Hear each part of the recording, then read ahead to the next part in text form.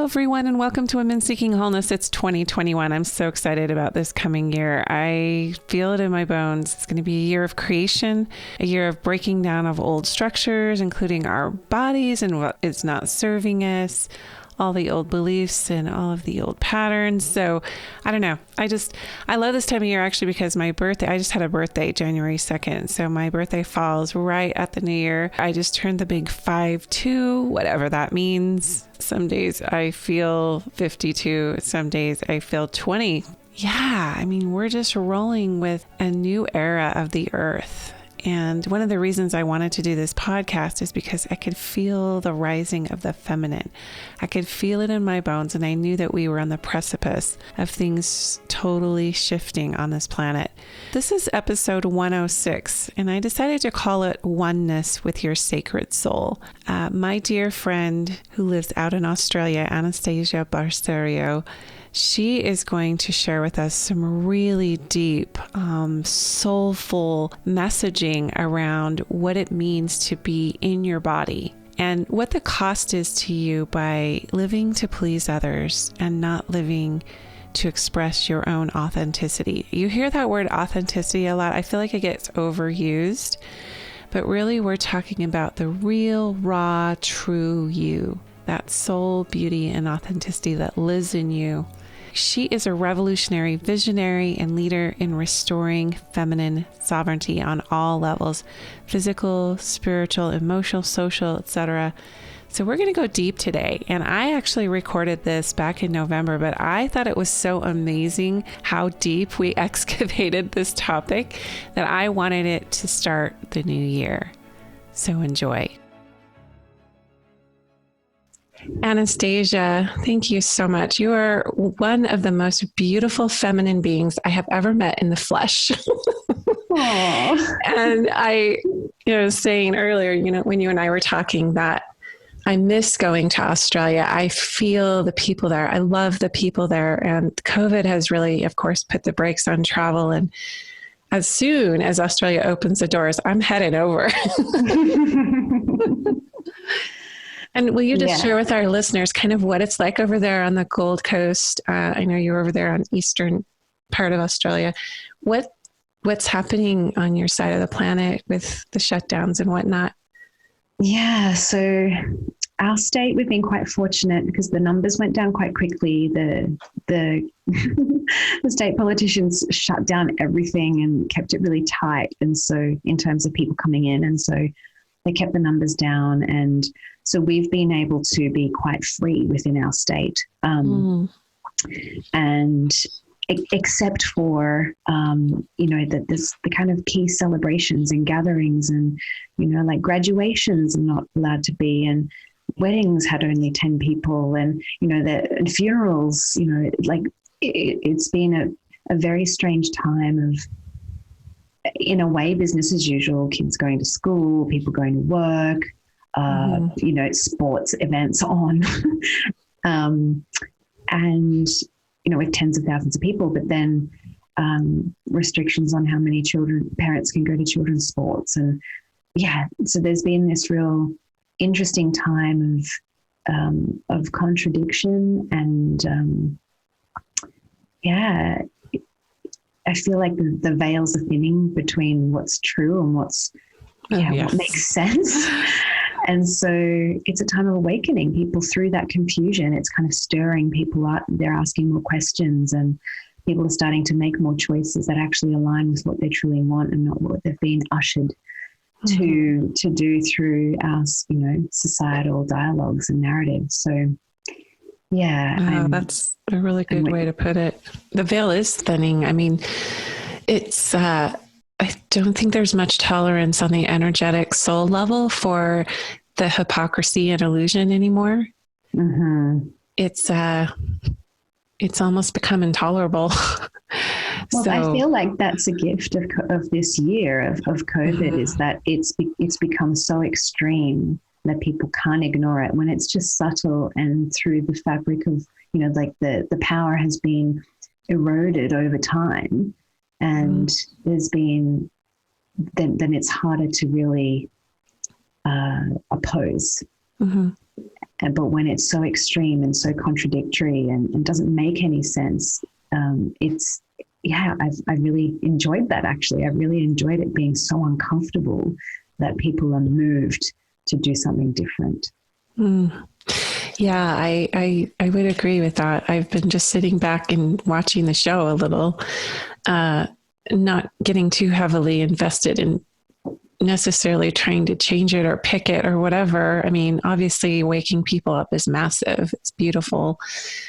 It just feels like the necessary thing. I know you've been in the space of, healers and thought leaders and way showers and those pattern breakers, right? And they've all been saying, like, we needed something. We needed a shakeup. Absolutely. And I think if you consider the planet, humanity as a one, if we consider ourselves as a oneness, then, and we consider the soul of that oneness, we look at, well, what's the evolution of that soul, of the whole oneness of who we are. And you can just see this is what was needed for our next trajectory of evolution, for us to actually, to move through and to,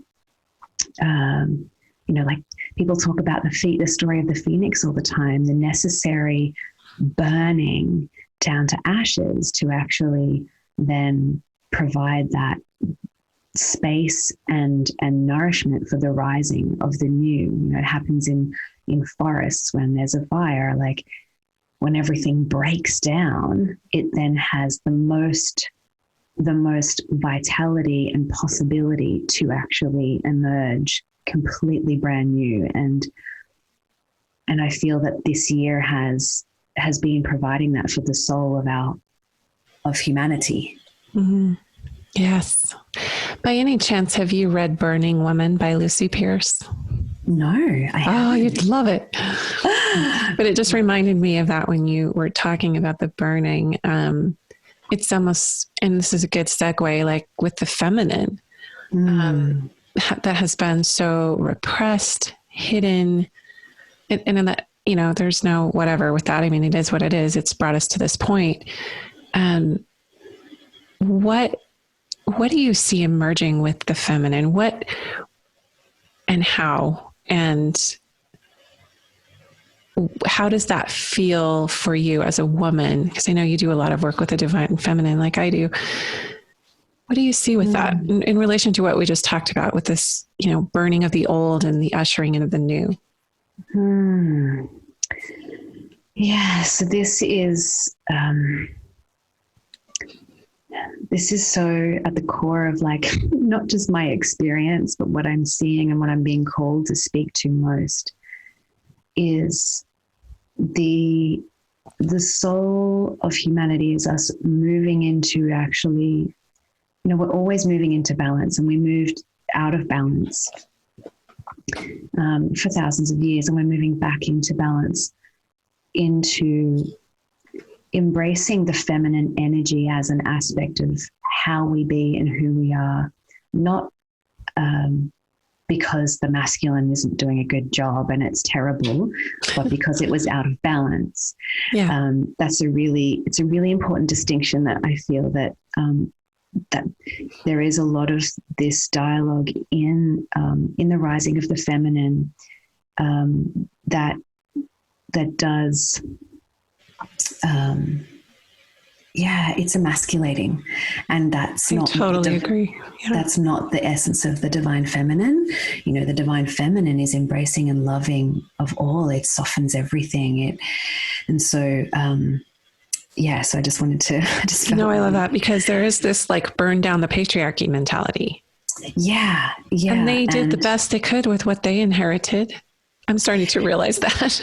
Yes. And I went through my own anger, which was justified, I feel like. But now I'm like, hey, they were just following a tradition and a pattern, and they didn't know any better. And so I'd love to speak to that. The reason I feel that there was an imbalance and they lost their way was this disconnection with the mystery, with the womb, with the void, with the space of creation, which isn't known. It's like the black hole in the universe. Like, it's not known. They don't know anything about it, and yet it holds the entire fabric of the universe together. It is where everything comes from. And so, and it's the same with our wombs. As women, we have the gift of a physical womb, and we are intrinsically connected to that, and we have that intrinsic connection to nature. Like, nature has cycles, the moon cycles. Women used to cycle with the moon before artificial light. And it used to be, the womb was actually the first calendar. That was how the tribe actually tracked time, was through the women's menstrual cycle. And they trusted in the women's menstrual cycle, and during menstruation, they saw that as a time of prophecy. They saw that as a time of, deep trance state, that the woman was this portal to the divine, and the womb, and that, that bleeding and the shedding and the divine releasing of that into the earth was this really incredibly potent time for the whole tribe. So the men actually received nourishment and trust, and they had their connection to the divine through being cyclical with the women. And so as that was shut down, there was a disconnection, and I'm in one of my studies is to understand when that happened. What was the point at which they stopped trusting that process that was feeding the entire tribe and community? And because since then, that the disconnection from the trust within ourselves, our ability to know and to feel and to experience, and that it doesn't have to make linear sense and be known and to be able to predict and control, that was the imbalance that created the patriarchy and all of the things that have happened that are not serving our thriving on this planet. Wow. That's quite profound. I would be very interested in knowing when that breach happened myself. It seems like maybe something became nonlinear, or there was an experience where somebody hurt or lost. It feels like, there was hurt or loss on some level, and it just created such a wound, which happens within all of us, right? Totally. And I think, there is this sense of, when we talk about power, power is really easy to have over when you can control. If you can't control someone, then it's very difficult to have power over them. And so, I feel that this time and this returning, and it's not returning back to where it was. We're in an evolutionary process, so it's always an unfolding of what is even more serving than what was.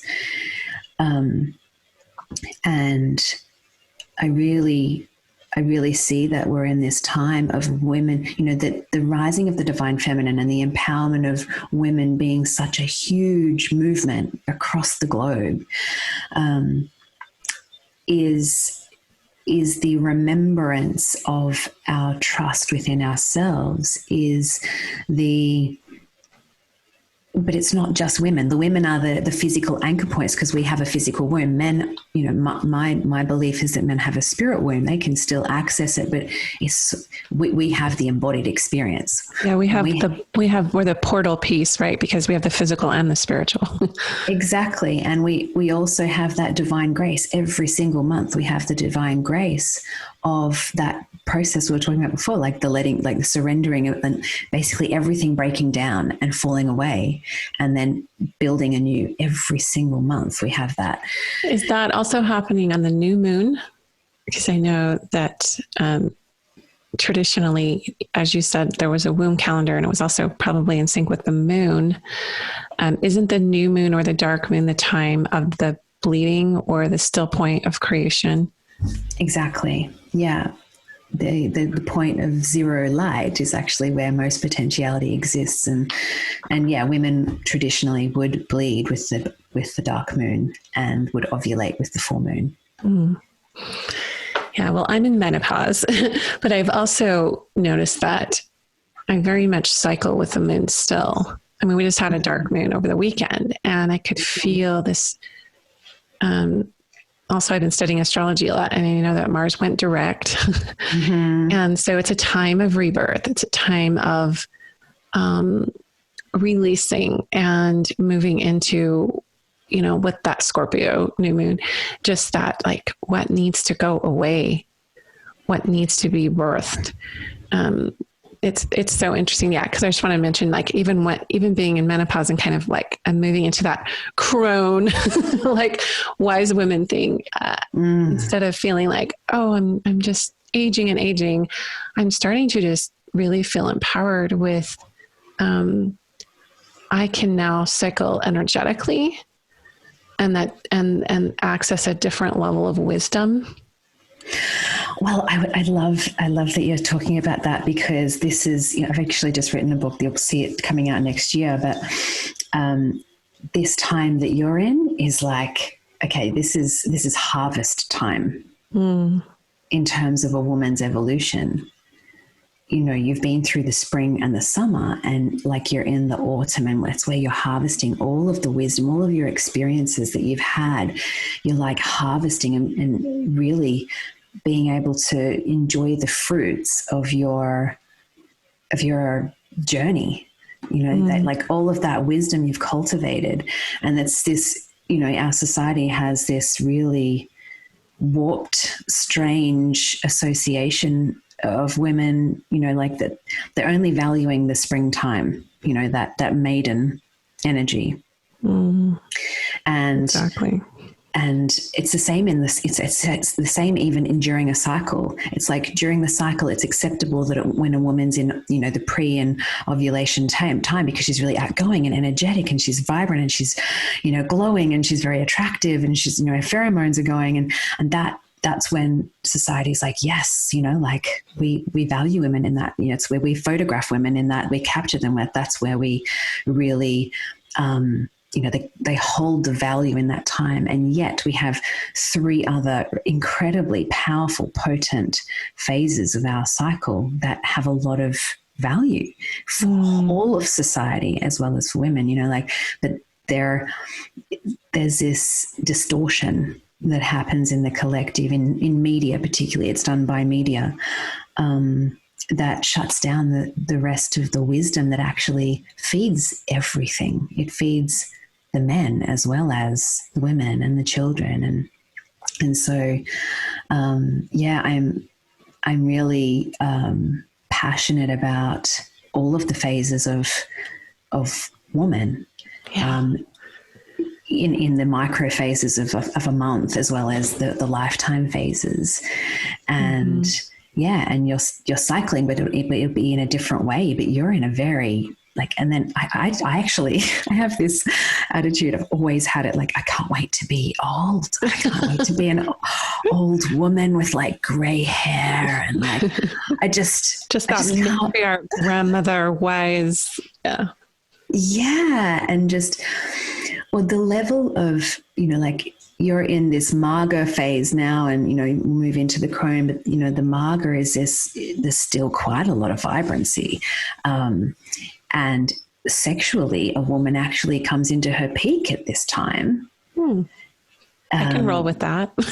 Yeah. And that's, that's an interesting dynamic, because men go through their kind of peak hormonal experience when they're, early 20s, whereas women do that in their 40s and late 40s and into 50s. And that's when they're really, because the woman's sexual energy is through her entire wisdom, her entire womb wisdom. And that, the closing of that chapter in menopause is like that harvesting of like, this is the treasure I've gathered. And I'm really reaping the the beauty of that in this phase. And then obviously the crone goes into that still point again, the still, it doesn't have to say much, doesn't have to do much. Right. And her body naturally slows down. Yeah. Yeah. It's a time of rest. And I look at it as kind of sitting on the throne, resting into yourself. You don't have to prove anything. But I have to ask you, because I do want to get to Mary Magdalene, because I just had a huge hit while we were talking. Like, I need to ask her about that, because I know you're also a Magdalene along with me, or you love that path. But what was sort of your awakening point in your life? When did you come into your own? Because you really strike me as someone who's very embodied and very in touch with her own beauty. And you and Zach, I always want to call him Zachary, but it's Zachariah. Yeah. Okay.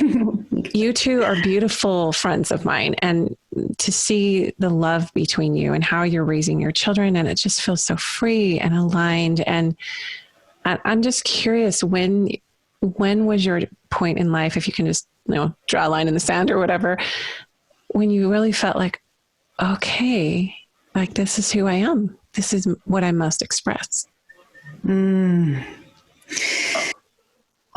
Such a deep and beautiful question. I'm wondering, out of all of your listeners who can relate to feeling that, I felt that from a really early consciousness when I was a child, where I would look around and I would see,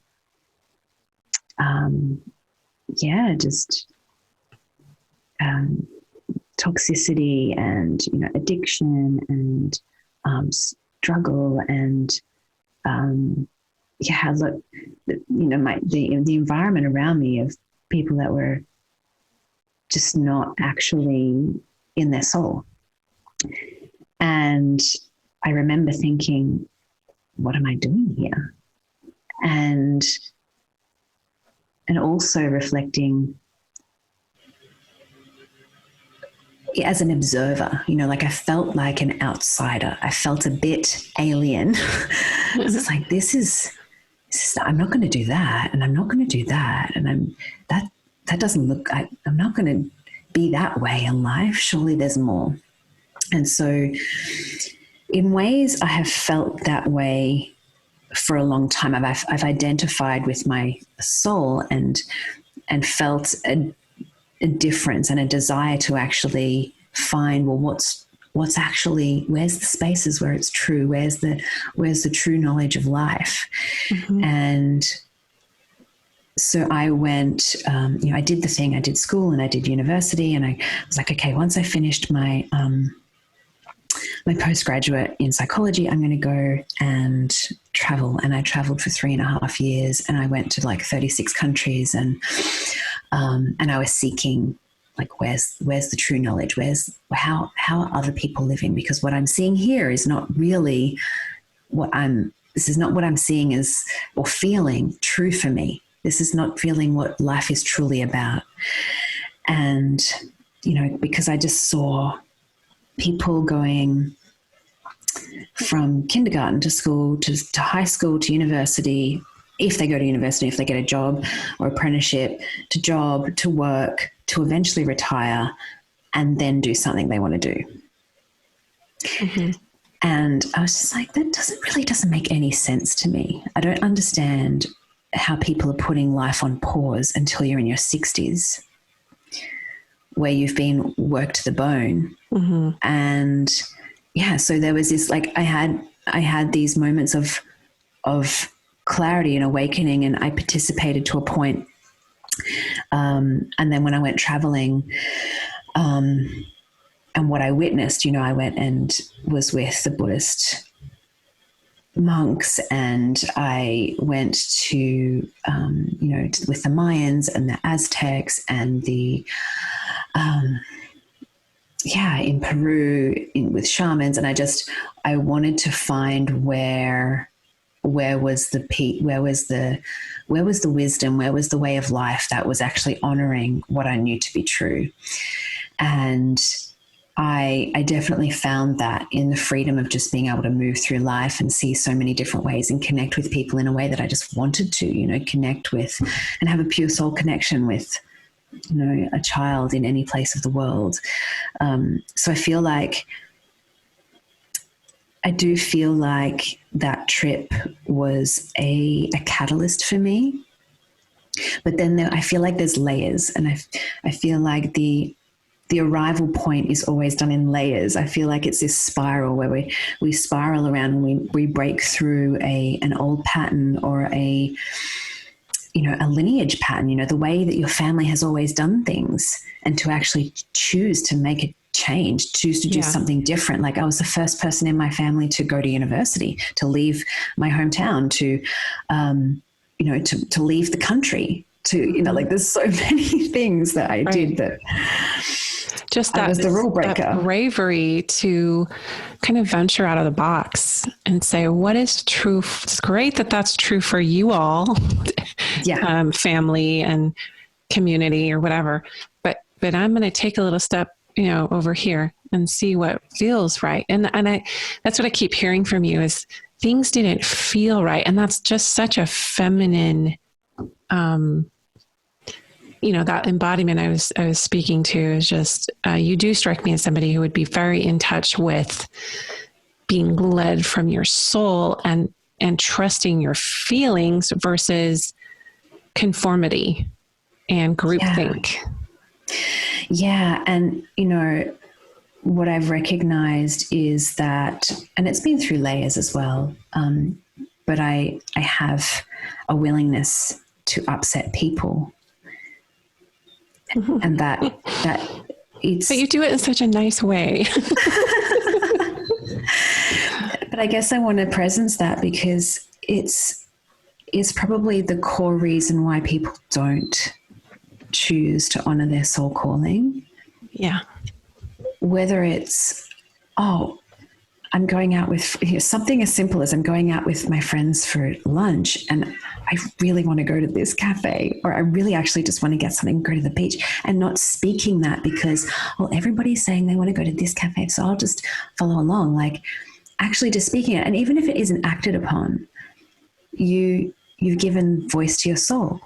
To the extremes of going, I'm not going to follow this path, and I'm going to, my dad's, my all of my lineage have been doctors or lawyers, and so that's the path I should follow. And then going, actually, I'm going to be an artist and travel and be a gypsy, to that extreme.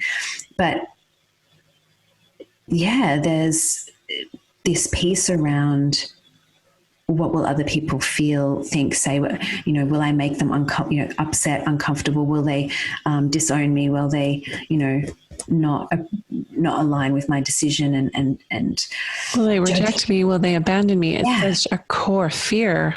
Yeah, it's because we're so tribal and we want to stay connected. Exactly, but the cost is you're abandoning your soul. Mm-hmm. Which actually does disconnect you.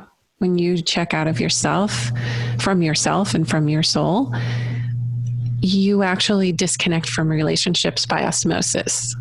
Totally. And we logically think it's the opposite, that if we conform, we'll be more connected to people.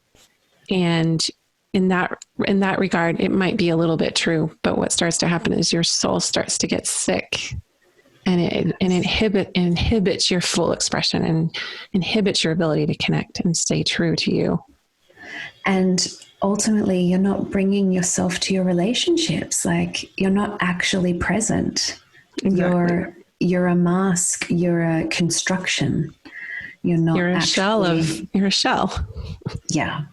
And the people around you, they don't want that.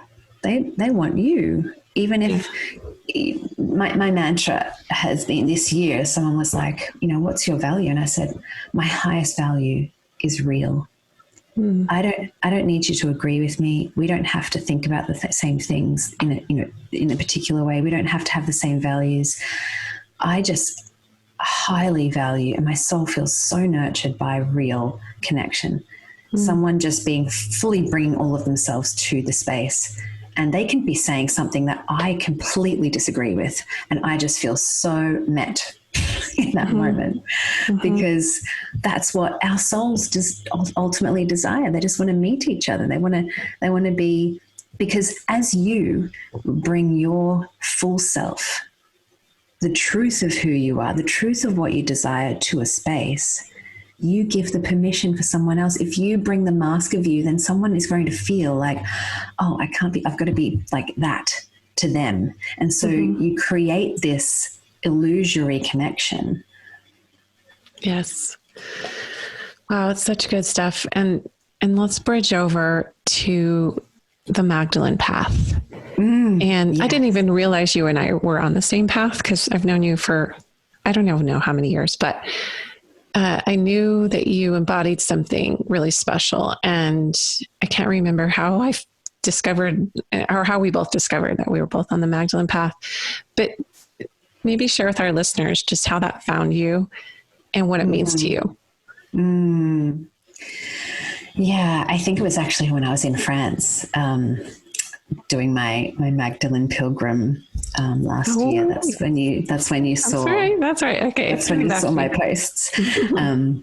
But how I discovered that was definitely through searching for the answers. When I was traveling and understanding religion in a different way, I was seeking beyond what I'd been shown of Christianity and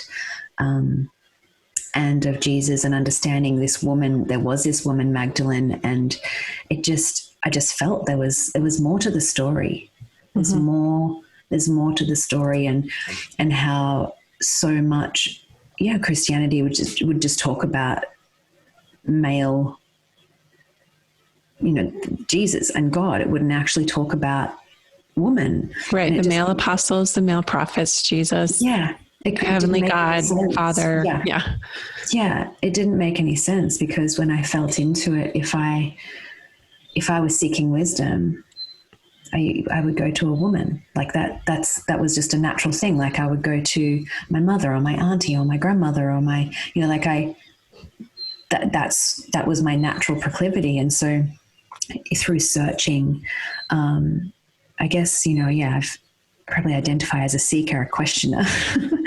I found more and more information about her and about who she truly was. And then I always had a connection to Egypt and to their mythology and to, Isis, and understanding, because I was so curious about, so there's all these other systems of belief that have female deities and female gods, and they revere that, there's Tara, there's, Radha and Krishna, there's, Kuan Yin, there's, it's, and so through that seeking, while I was traveling, I was discovering it, and also through actually being on the land, like putting my feet on the land and connecting with the land itself. She spoke through the land and through, I guess I spent a lot of time in, on land in time of contemplation, meditation, and really, I was calling it in. I was really wanting to feel it. And I would say that Magdalene's presence in my body came through most strongly when I worked with my sexual energy, when I started to understand what sexual energy was and how am I as a sexual being, and what is that, and how does it move through me, and how do I engage in life as with that energy, that erotic, divine, feminine energy, and what is that, and that gift of the Magdalene, her connection to the womb, and her, that initiation type gift that she brings. That was the biggest awakening for me in my physical body. Yeah. Sorry to interrupt you. Yeah. It just, for some people that's a trigger, right? How does a woman experience the divine through her sexuality? And it's just something I've been learning of within the last year. To have my own awakening with that and understanding is just going back to that womb wisdom and that still point of creation, and how this force that has been so demonized through, like we said, that disconnection with the patriarchy and where everything went south and everything, I think it's because there was so much power with that. None of us would be here without that power. But when a woman truly harnesses this, it is so powerful that alone can throw a man into many men and women. But I'm just going to say here, for the sake of the context of how we kind of started the discussion, can be so mysterious and befuddling, quite honestly, to a man who doesn't have that same harnessed energy or the ability to, be, because I totally believe that sexual energy is a direct connection to source, to God. Whereas before, I was taught growing up that it was something to be feared, and it was the vehicle to temptation, and it was all these things. So it's just interesting that you bring that up, because I've had some episodes in this podcast strictly on sexuality, and I still have women coming back to me really struggling with that. Just how do you reconcile that? How is that a way to awaken spiritually? So I'd love to just speak to that. Really simply, if you consider where you came from, if we consider the essence of who we are, it came from the sexual alchemy of two people coming together. And it was the space within the womb and the egg and the seed, and the portal of your body and your soul was created. And so it is the actual essence of who we are is that sexual energy. It is that's the spark of life, the space and the spark that created who we are is the sexual energy. And so as we feel that and cultivate that within our own being, it doesn't even have to be with another person. It can be and then that's ignited then through breath. As we took our first breath, we then became a human on the planet. We became a living, breathing being, using our breath and moving our sexual energy through our body. We're connecting and cultivating the essence of who we are that was divinely created. And so that framing for me really landed to, because there is so much taboo around sexuality and around what it is, and words like the whore and slut and promiscuity and all of this judgment and criticism and associations with women's sexuality. Yeah, because it's not typically directed at men, the sexual derogatory, right? It's typically associated with women. Yeah, and it is, because it is an incredible force, as you said before. Like a woman deeply embedded in her body, connected to her womb, and really engaged with her sexual energy is incredibly magnetically powerful. Yes, and that. And there is a lot of mystery, and there's a lot of this unknown, like, what's going to happen? What's going to happen when there's this because woman? because even from the first creation story, it was destructive. There was a destructiveness or an embedded belief in the consciousness that this was a destructive, potentially could destroy, rather than the nurturing and creating essence that it actually is. And I guess it could be used for destruction.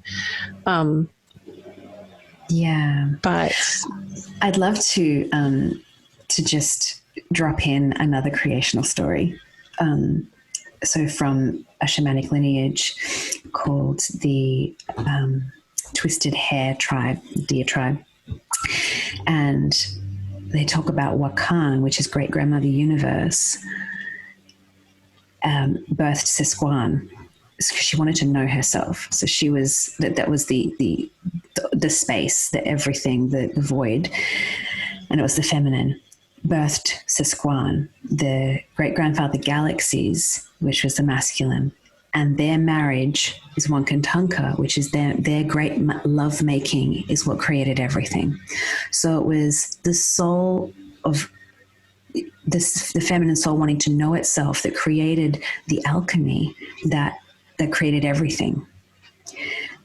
And so that's a beautiful metaphor, myth, whatever it is. Yeah. Really beautiful. Yeah. And so that, the love making, the sexual energy, that coming together is soul just wanting to know itself, existence wanting to experience itself, to have more than one, because if it's just one thing, it can't actually experience itself. So having more than one thing to actually experience life. And so, yeah, that's really what I see as our sexuality is like, it's how experiencing who and what I am and what life is, and feeling that through my body. And I love that you brought that up around it being such a paradox for women. And I just invite anyone listening to just seek a little further, just, look a little deeper, feel a little more, and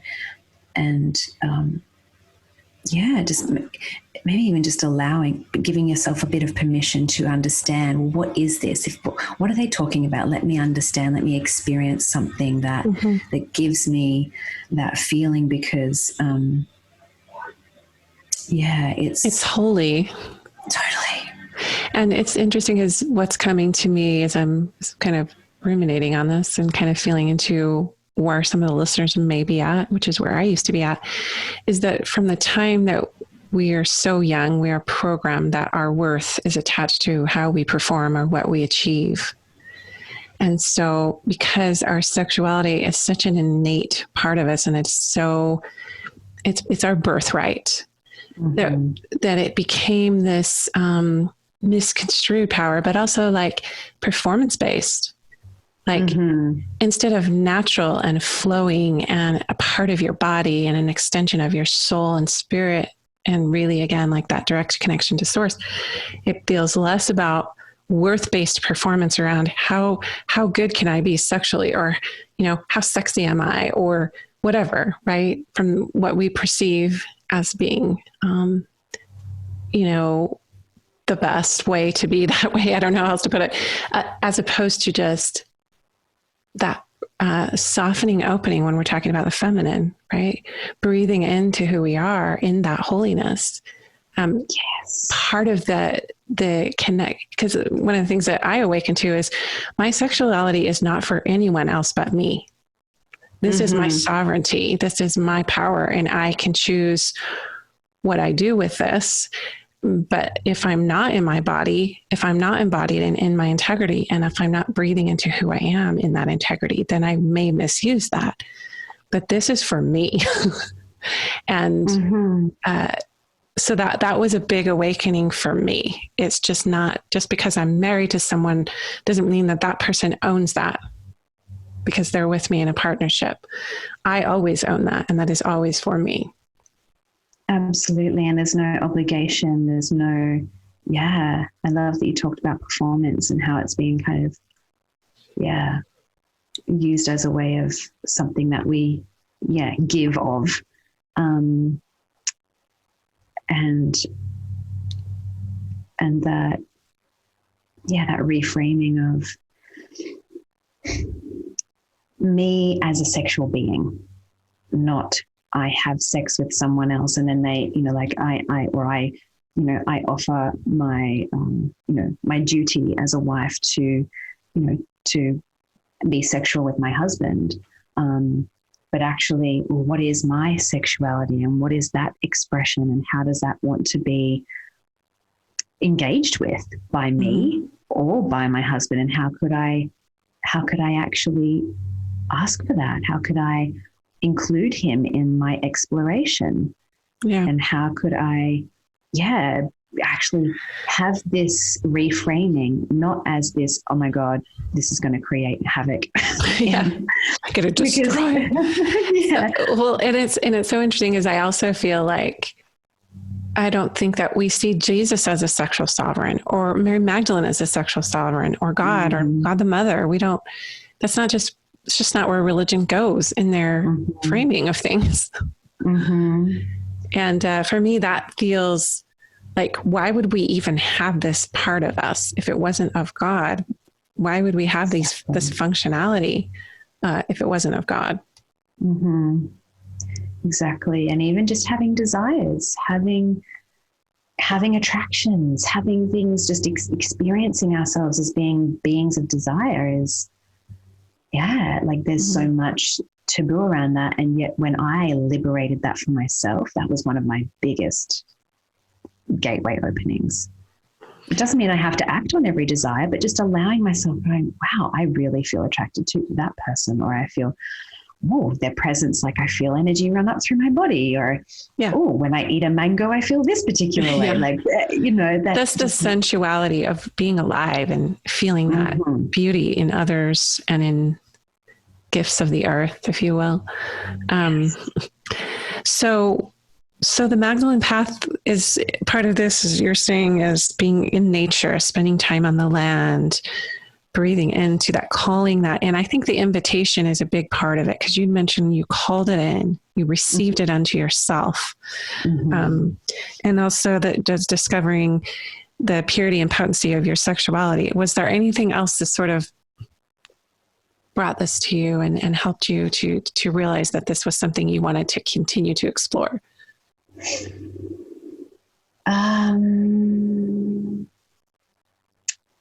I think it was just reading more about it. So the Magdalene manuscript, there is like the Womb Awakening and the, I think it's called the Magdalene Mysteries by Azra and Serene Bertrand. They're amazing books. I highly recommend them. I feel that just by receiving the transmissions, by receiving, because I was saying to you earlier in the call, like I had this hunger for the true knowledge.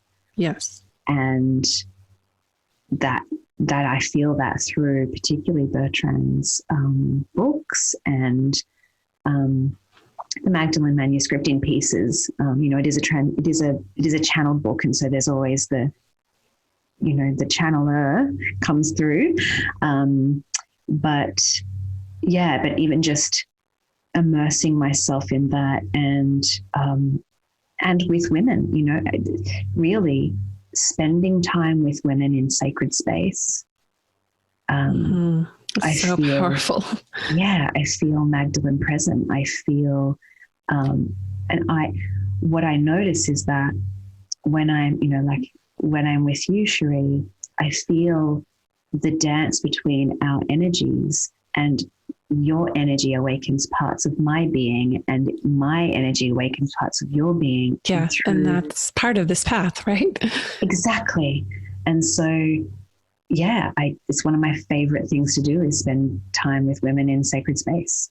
That the tribal nature of the feminine, women learning best through community. And to me, that was, learning about priestess circles and just this beautiful, rich wisdom and history around how women gather and how when they unify, and they sort of like embolden each other to continue on the path, because everything currently our structures, right, they fly in the face of that. They're kind of against the meeting of this womb wisdom and what this can do. And that's why I love, that's kind of how we started this, where it was like, okay, you talked about the veils thinning. Women are the real, we birth, we clean up messes, we, we're not afraid to get our hands dirty to save humanity. Absolutely. And bring new life in. Yeah. And do it through love. Yes. And let's sort of wrap up with love because that feels yummy when you said that. Yeah. So how do you bring that into yourself? Because this is another great mystery. Women are so good at giving and giving and giving and giving.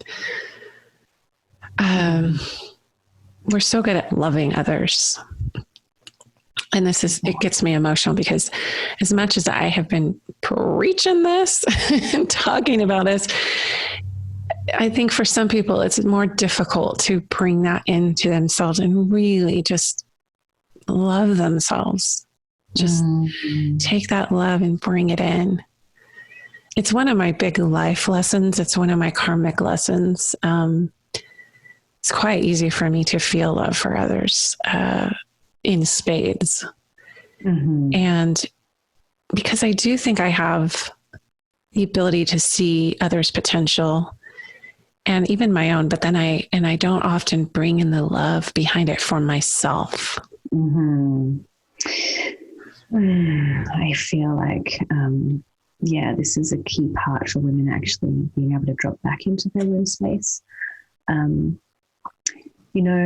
A simple practice is to start with loving something. Your toe, your hair, your finger, your elbow, like just pieces and just beginning to cultivate pieces. And these are beautiful practice you can do. I mean, we met through doTERRA oils, and the aromatic dressing is something I do every I love that. Vanessa, I love Vanessa bring that into. Yeah, but a practice of even just having your feet, on the earth is great. But if you're in your bedroom in the morning and just beginning with loving on your toenails, and then your toes, and then your feet, and then just coming up into your shins and your calves, and then your knees, and then just slowly moving up your body to your thighs, into your hips, into your buttocks, your bum, your belly, up into your ribs and your lungs, for breathing in that air, and your breasts and your back, and your shoulders, and out through your arms and fingers, and then up through your neck and in your head and your hair, and just starting with that, just starting with bringing the love in through your body. And it's one of these things that is a practice. It's not something it's not something anyone ever masters. It's something that actually needs to be brought back in on a daily, sometimes hourly, sometimes minute by minute basis, But as we do practice it, it becomes quicker and easier to really come back into that state, because you've infused more of your matrix with that energy. And so, love is, and then just, actually speaking your soul's desires is an act of love. If you're going to try and love yourself and then shut down everything that your soul wants to say, you kind of, what do they call, like, paddling upstream. Right. That's so much energy. Oh.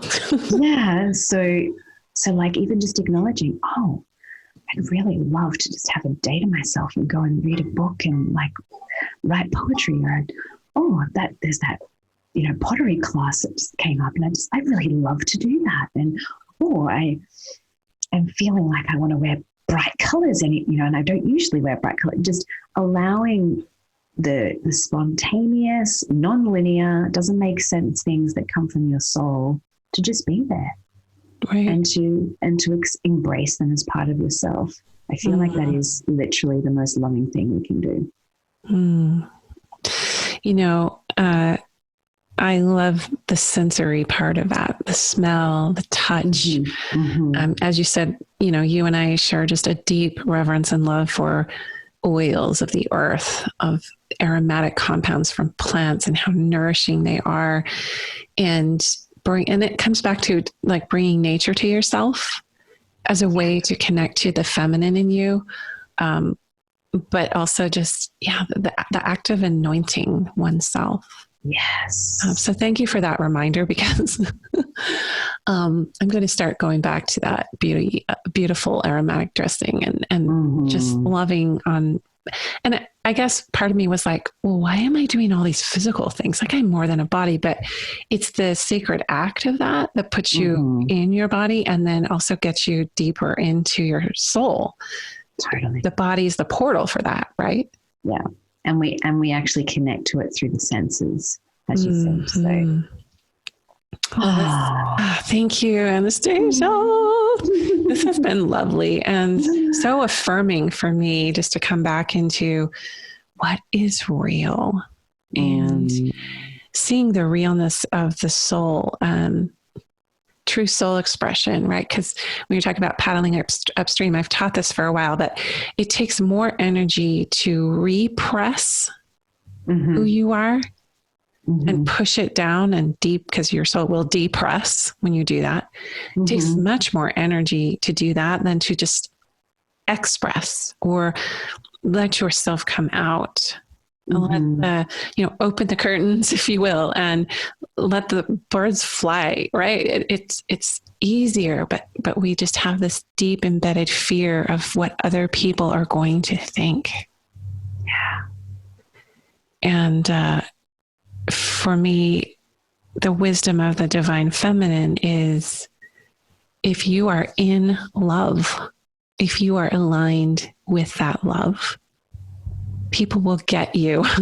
Like, how can you really argue or abandon someone who loves you in such a pure, because you love you, right? And so that disconnection we talked about, where you are a greater force for humanity when you are in love with you, in that love.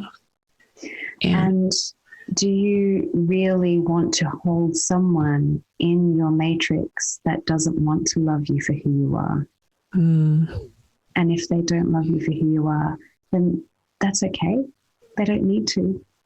Yeah. There's plenty of people that will. And, you loving you is the ultimate company anyway. Yeah. Yes. So beautiful. Well, thank you, my friend, for this, this beautiful discussion. And thank you for you, honestly.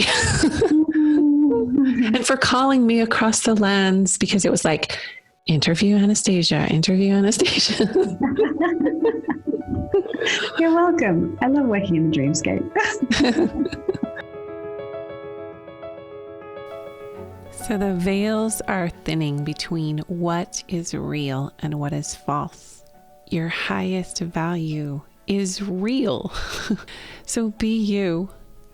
And if you don't know what that is, check into your heart space, and for us ladies, the womb space, which holds our depth and creativity and natural womb wisdom. Therein lies our true power to embrace that oneness and that openness, so that we can receive through these beautiful, simple practices of self-love, receive more and more of ourselves, if that makes sense. Like, just that feeling of, hey, this is me. What I'm doing in this moment, this feels like me. So take it from someone who lived her life shoulding all over herself, doing everything that I should do, not everything that I was feeling called to do by my soul. So for 2021, I hope you choose a beautiful word. Some people do this, some people don't. But my word, and I'll be talking about this more throughout the year, is self-compassion. It's technically 2 words, but it's hyphenated. I am choosing to practice a depth of greater self-compassion this year. So happy January, happy new 2021. Here's to a beautiful week and year ahead.